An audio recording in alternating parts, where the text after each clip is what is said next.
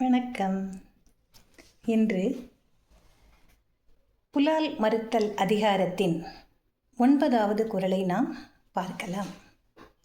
நம்ம எல்லாருக்கும் தெரியும், கோவில்களில் என்ன செய்வாங்க, ஒரு கும்பாபிஷேகம்னு வைத்தால் வேள்வி செய்வார்கள். வேள்வின்னா என்ன, அதற்குரிய பொருட்களையும் மந்திரங்களையும் சொல்லி தீயினில் அந்த பொருட்களை எல்லாம் போட்டு மந்திரங்களை சொல்லி வேள்வி தீ அப்படின்னு அதுக்கு பேர், அதனை எழுப்பி கடவுளை வணங்குவார்கள்.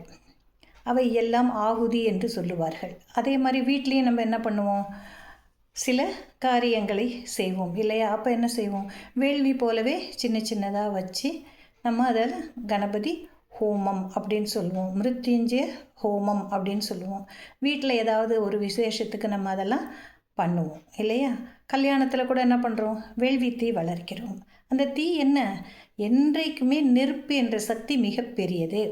அதை யாராலையும் அழிக்க முடியாது, தண்ணி தான் முடியும், தண்ணியை அணைக்கும், அவ்வளவுதான். ஆனால் நெருப்பு பற்றிக்கிச்சின்னு சொன்னால் எளிதில் அதை நம்மளால் நீக்க முடியாது. சுத்தமானது தீ என்பது மிகவும் தூய்மையானது, மற்ற அழுக்குகளை பொசுக்குவது. அதனால தான் நம்ம வேள்வி தீ வளர்க்கிறார்கள் கோயில்களில் கூட. அப்போ அந்த வேள்வி தீ வளர்க்கும் பொழுது யாருக்கு சமர்ப்பணம்னு நம்ம சொல்கிறோம், இறைவனுக்கு சமர்ப்பணம், தேவர்களுக்கு சமர்ப்பணம், இறைவிக்கு சமர்ப்பணம் என்று அங்குள்ள அத்தனை தெய்வங்களுக்கும் அதனை நாம் சமர்ப்பிப்பதாக மனதில் ஏற்றுக்கொள்ளுகிறோம். அப்போது அதுக்கு எவ்வளவு சக்தி இருக்கிறது. இல்லைன்னா உட்காந்து கோயில் கும்பாபிஷேகத்துக்கு அப்போ அவ்வளவு ஆகுதி வளர்த்து வேள்வி தீ செய்ய வேண்டிய அவசியம் கிடையாதே. அதனுடைய தன்மை மிகவும் பெருமை மிக்கது. என்ன, உலகத்திலேயே தண்ணியில் கூட என்ன மாசு வருகிறது, காற்றில் மாசு வருகிறது, ஆனால் நெருப்பில் மாசு வருவதில்லை. இந்த நெருப்பு என்ன பண்ணுது, இருக்கின்ற அத்தனை குற்றங்களையும் பொசுக்கி எரிந்து விடுகிறது. அதனால் அது தூய்மையானது என்று நாம் வேள்விகளை செய்கிறோம். இதனை ஒப்பிட்டு வள்ளுவர் ஒரு குறளை நமக்கு அழகாக விளக்குகிறார். அவிசொரிந்து 1000 வேட்டலின் ஒன்றன் உயிர் செகு துண்ணாமை நன்று. அவிசொரிந்து 1000 வேட்டலின் ஒன்றன் உயிர் செறிந்து உண்ணாமை நன்று. அப்பா எங்கே எதை கொண்டு சேர்க்கிறார்னு பாருங்க.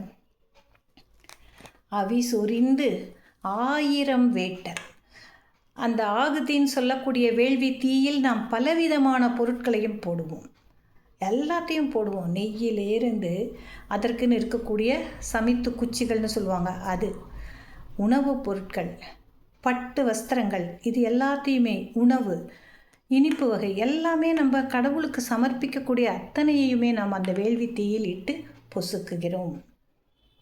அப்படி செய்யும் பொழுது அதனுடைய பலன் அளப்பரியது என்று நாம் நம்பிக்கையும் கொள்ளுகிறோம் இல்லையா? அத்தனை 1000 வேள்விகள், ஒரு வேள்வி செய்யும் போதே சிறப்புன்னு சொல்லும்பொழுது 1000 வேள்விகள் செய்தால் அதனுடைய பலன் அப்பா எப்படி நம்மளுக்கு கணக்கே சொல்ல முடியாது. அப்போ அவி சொரிந்து 1000 வேட்டலின், இத்தனை விதமான பொருட்களை போட்டு 1000 வேள்விகள் செய்வதை விட மிகவும் சிறப்பான செயல் எது என்றால் பிற உயிர்களை கொல்லாமல் இருப்பது, கொன்று உண்ணாமல் இருப்பது, புலால் மறுப்பது, அவ்வளோதான்.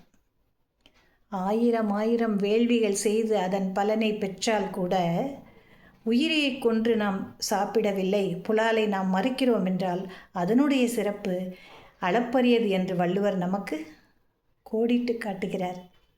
நன்றி. அடுத்த குறளில் நாம் சந்திக்கலாம்.